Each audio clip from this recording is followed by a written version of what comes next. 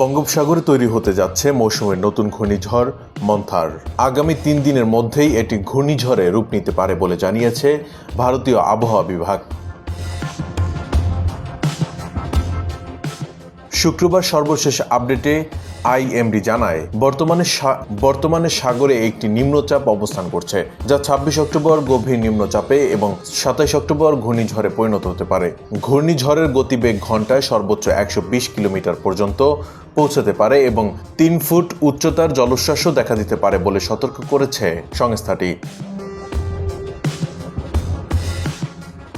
আইএমডির পূর্বাভাসে আরও বলা হয়েছে, ঘূর্ণিঝড়টি ভারতের দক্ষিণাঞ্চলীয় রাজ্য কেরালা, তামিলনাড়ু, কর্ণাটক, অন্ধ্রপ্রদেশ ও ওড়িশায় আঘাত হানতে পারে। তবে দিক পরিবর্তন করলে কলকাতা সহ বাংলাদেশের দক্ষিণাঞ্চলেও এর প্রভাব পড়তে পারে।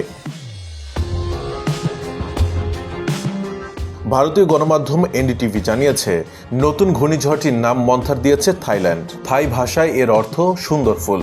বিশ্ব আবহাওয়া সংস্থা এর প্যানেলে অন্তর্ভুক্ত 13টি দেশ পর্যায়ক্রমে উত্তর ভারত মহাসাগরে ঘূর্ণিঝড়গুলোর নাম নির্ধারণ করে থাকে।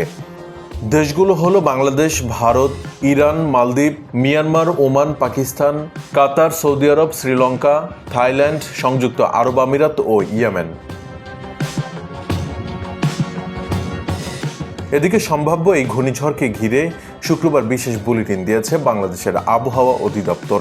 এতে উত্তর বঙ্গোপসাগরে থাকা সব ধরনের মাছ ধরার নৌকা ও ট্রলারকে পরবর্তী নির্দেশনা না দেওয়া পর্যন্ত গভীর সাগরে না যেতে বলা হয়েছে। বাংলাদেশের আবহাওয়াবিদরা সতর্ক করে বলেছেন, ঘূর্ণিঝড়টি সরাসরি ভারতের অন্ধ্রপ্রদেশের দিকে গেলেও এর প্রভাব বাংলাদেশের উপকূলীয় এলাকাতেও পড়বে।